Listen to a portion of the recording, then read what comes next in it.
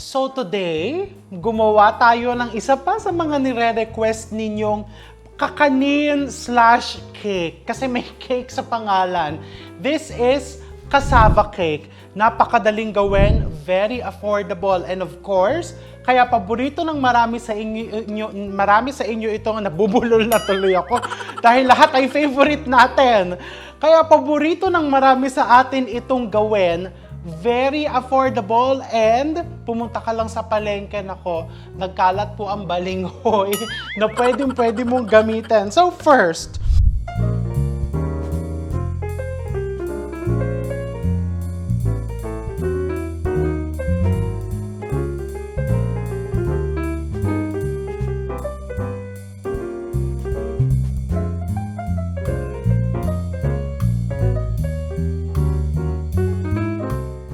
nag-grate muna ako ng balinghoy. So ayan, binalatan yan. And then, make sure that you will use a fine grater. Kung gagamitan mo ng food processor, make sure na ang gagamitin mo is yung pino. Or yung iba, pinapagayat na nila yan sa palengke. Okay? So I have here, may niready na ako. Dinemo ko lang yung paggayat. O, diba?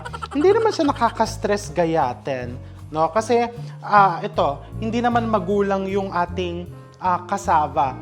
You want it really fine like this. Okay? So pinong-pino, 'di ba? And then you set that aside. Meron ako ditong nagiling na.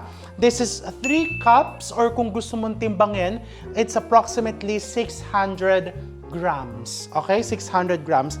Huwag mong pipigain because based on experience, kapag piniga, no, when I was developing the recipe, nung piniga ko, medyo naging dry yung cassava cake. Okay? So, ewan ko kung ba tinawag na cake. Hindi naman talaga siya cake. No? Sa ibang probinsya, tinatawag siyang bibingka cassava because of the cooking process. So, taas at baba yung apoy. So, pag ganon, tinatawag na bibingka. Kasi, di ba, sa baba, to fully cook the kakanin, and then sa ibabaw, to caramelize the topping na nilalagay mo. I'm going to put here 1 cup of coconut milk. Ilalagay mo lang lahat. Ganun lang kasimple. Hindi komplikado itong recipe na to. 2 eggs. This is water. You can also use coconut juice. Melted butter, pampalinamnam. I'm using salted melted butter.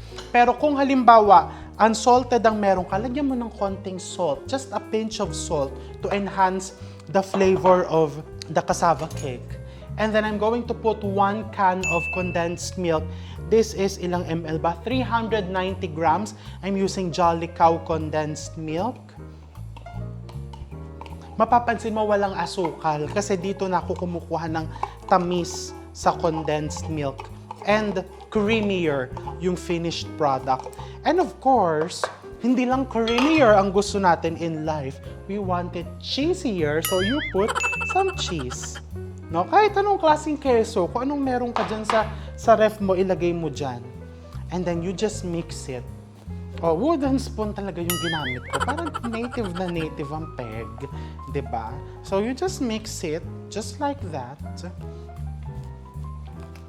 Just until smooth. Okay. So this is the consistency that you want to achieve, no? So thick, pero makikita mo na medyo runny pa rin ng konti. And then you have different options. Kung kakainin mo lang sa bahay, o dito mo ilagay sa baking dish. Kung ititinda mo, ilagay mo sa ganitong aluminum foil. Or kung ipangririgalo mo, or ititinda mo na medyo bongga, ilagay mo sa ganitong tin can. Basta any oven-proof, pwede.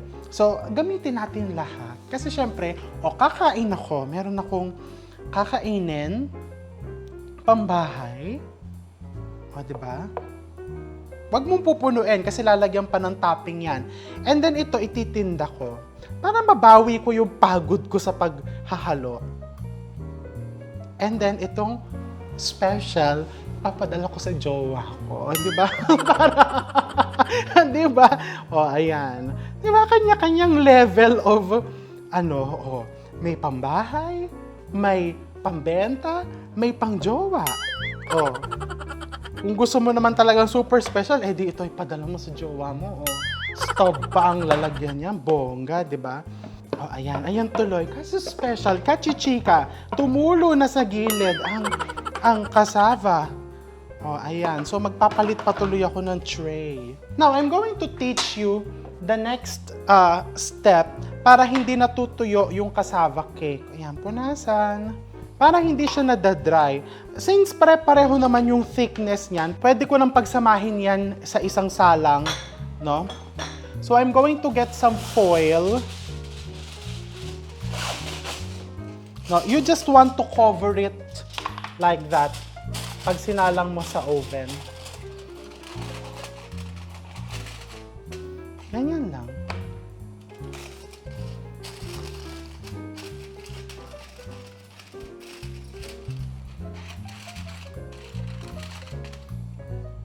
And then this one as well. Naku, napalaki ang hiwa ko na foil. Magagalit ang nanay ko sa akin pag nakita niya yan. Nag-aaksaya daw ng foil. Okay? You just cover it, no? So you will retain the steam. Hindi nadadry yung cassava cake mo because you want it yung parang dense, no? Na medyo makunat-kunat and you want it yung moist, yung juicy, yung pinaka-cassava cake. And then isasalang ko to sa oven 300 to 350 degrees Fahrenheit. You're going to bake it for 40 to 45 minutes.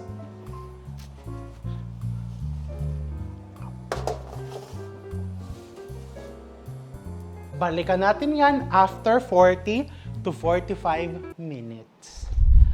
So habang nakasalang yung ating cassava cake, let's prepare the topping, no? So ito yung nagbibigay ng nice caramelized look dun sa ibabaw and of course, added flavor and texture. So you need around half a cup of condensed milk. Okay, half a cup lang. And then you need coconut milk.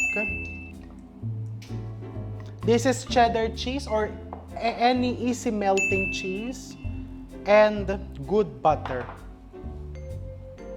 Pagsama-samahin mo lang.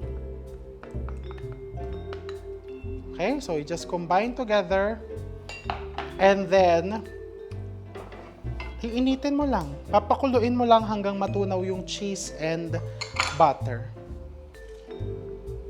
Okay, so you want to bring this to a full boil hanggang medyo mag-melt yung iyong cheese. Okay, that's it. So you turn it off and then kapag ready na yung cassava cake, medyo firm na, ilalagay natin to sa ibabaw and then we're going to broil it para mag-nicely brown and caramelized yung ibabaw.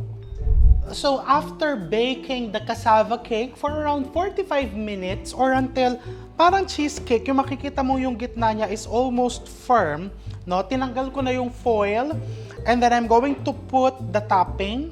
Not too much kasi saktong-sakto lang talaga yan. Yan, divide mo lang yung topping. Okay? Siyempre, ito, unahin mo ang sarili mo. Ito yung pang-sarili, paninda, pang-jowa. Okay?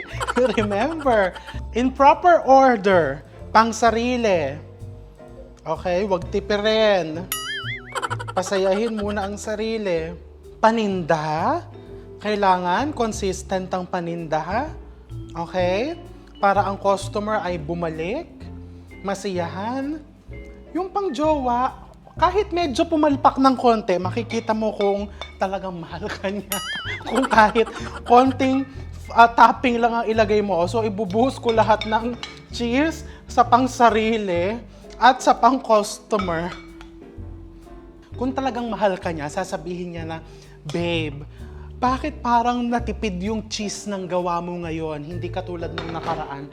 Hindi niya sasabihin na agad ng sarap-sarap talaga ng gawa mo, ang galing-galing mo talaga. Okay?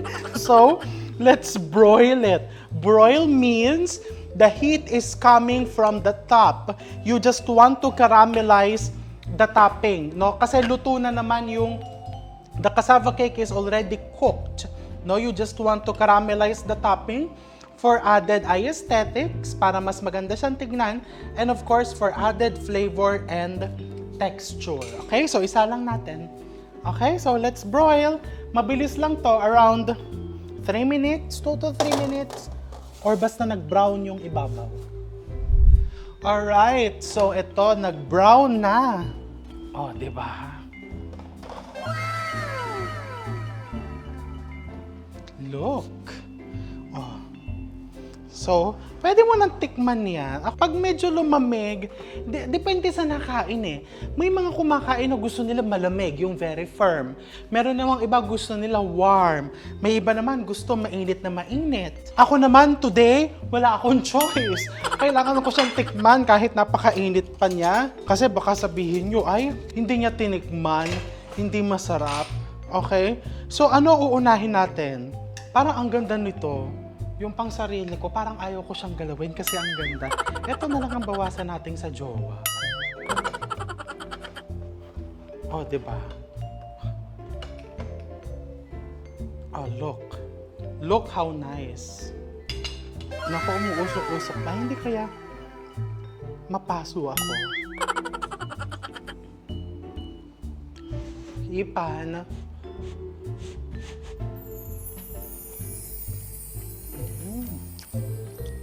Ang sarap. Parang ayoko na mag-jowa. Sasarilinin ko na lang. Sasarilinin ko na lang ito. Ang sarap niya. It's very exquisite. Yan tuloy. Pa-English yung pa kasi. You know, the texture na, well, excuse me ha, dun sa mga ibang gumagawa. Because this one, the aim is, yung hindi commercial yung lasa niya.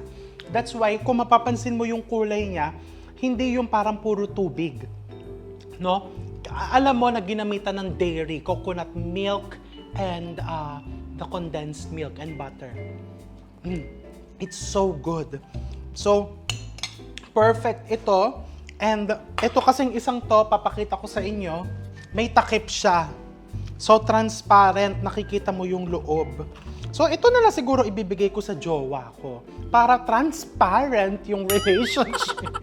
O, diba? Para transparent kasi ito natatakpan ng lata. So, ano pang hinihintay mo? Diba?